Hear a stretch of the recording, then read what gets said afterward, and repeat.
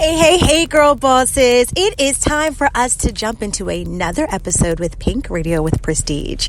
Let's get into it.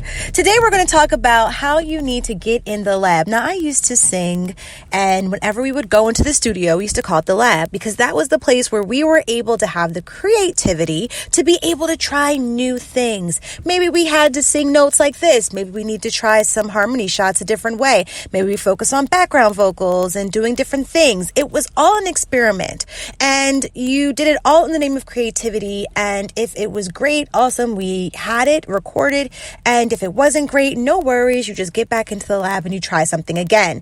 I realized that entrepreneurship, we should have that same kind of mindset, because at the end of the day, there's no real one way that we're absolutely sure of that is going to work right out of the box. You have to try some trial and error. You have to be able to look at data and try something new to see if it's going to work. But for some reason, we truly believe that when we try this one thing or we do something in particular, that is just supposed to work right out of the box. We're supposed to be millionaires. We're supposed to be great and all is well with the world. So let me talk to you a little bit about the labs that I want you guys to begin to work on as you're working on your business. So the first lab I want you to think about is your sales lab. So for your sales lab, one of the things I realized is that I have been introduced to the term sales funnel probably in 2014 when I was working with Adriana Langford. So prior to working with the Profit Girl, I never really knew much about sales funnels. So for the most part, it's pretty straightforward. You identify who your targeted market is, you cast a net to that demographic, and then from there, you're able to reel in people by way of doing freebies or freebinars, and then, or maybe drip campaigns that all lead from those individuals with that large net that you threw and funneling it down to leads, hot leads, and then converting them into customers. So let me give you an example of what that looks like. If you are, let's say, going to introduce a new course that's your signature course for your company, you may start with doing maybe a freebie or a lead page or a lead box on your homepage where you say, hey, how about you guys sign up for this free virtual course that goes straight into your inbox for 5 days all around marketing. And so then every day you're going to give them a little bit of information around marketing. So what are the 4 P's of marketing? Do you think about branding with your marketing? What's the messaging, and how do you communicate with your customers when you're doing marketing strategies? So all in that, you're like, okay, this is really great. So in the last day, you're like, wow, you did a really great job, but I feel like there's more work that you may need. So let's talk about you working one-on-one with your own marketing strategist, me, your marketing girl. I don't have that, but I'm just saying for the for the example. And then you would have a button where they would, be able to maybe click to see more. Maybe you add the pricing there and they just buy straight from the email. But that's really an example of how you would normally take people from a funnel, take people through a funnel.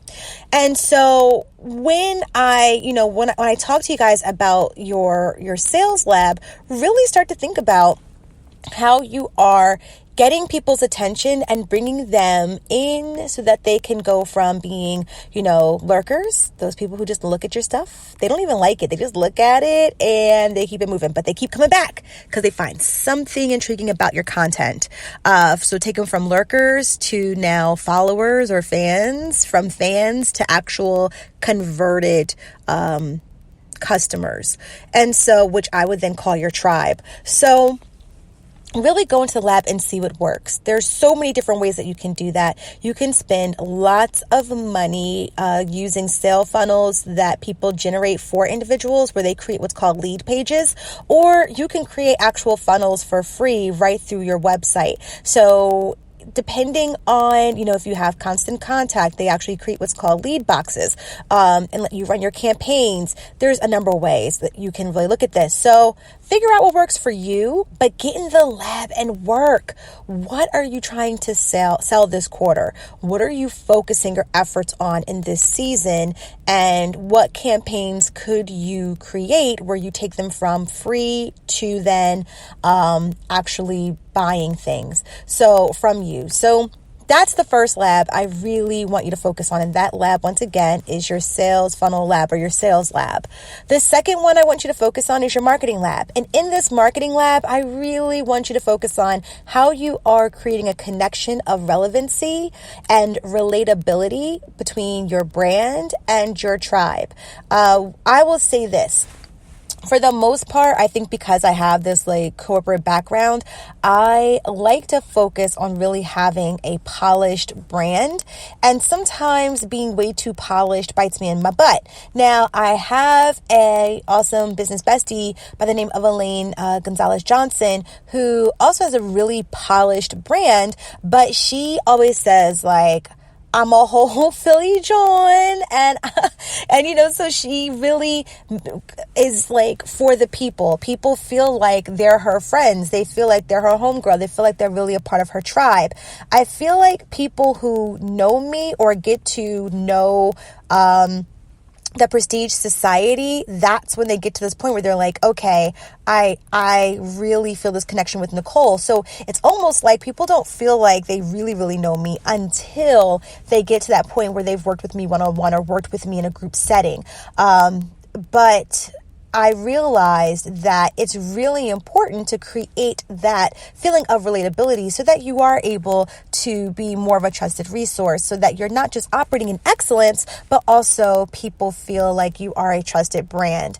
In conversations with Elaine, she always equates that to the Instagram page of Beyonce, where you feel like you're just a homegirl sitting on her couch, figuring out what's going on with her life, figuring out what she's working on with her business, and feeling like you really know her. And I feel like a lot of celebrities who have really done a great job mixing their lifestyle with their brand have really created a great strategy. And if they haven't created a great strategy, they've hired social media companies, content management companies who are able to do a really healthy balance of that lifestyle brand versus the actual corporate brand of that particular celebrity. So kudos to them, kudos to Elaine.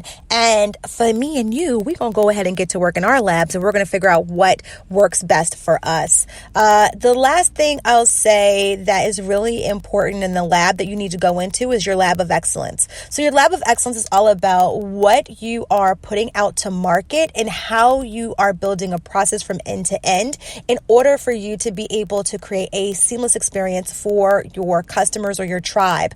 I think that what happens is we're so focused on the bag that we're forgetting the craft. We're so focused on the bag that we're forgetting that we are a business. We're so focused on the bag that we're forgetting that we are here to serve. If you go through any leadership training, if you ever are a leader in an organization where you work for your 9 to 5, you realize that leadership is not a position of authority, but yet leadership is supposed to be a position of servitude. So you are creating or providing a service to empower your team to enable them to be high performers. Now, I know in our life of politics, we do not see it even at the very top, but the reality is, trust me, y'all, I have been a leadership trainer for ever. It's the basics of influential leadership 101. So this is why, I really want you to not be in a space where you are so egocentric that you're only worrying about yourself, but I want you to think about your clients. I want you to think about your customers. You created your business. Well, I don't know if you did, but let me tell you why you should have. You are supposed to have created your business to solve a problem for your tribe. The void that you fill is the value proposition of your company. So when you fail to really take the time to figure out what are your key activities, why are you here? What void are you even filling? And, to give you some insight into like what that could look like. For me, the void that I fill is that I'm not fluff.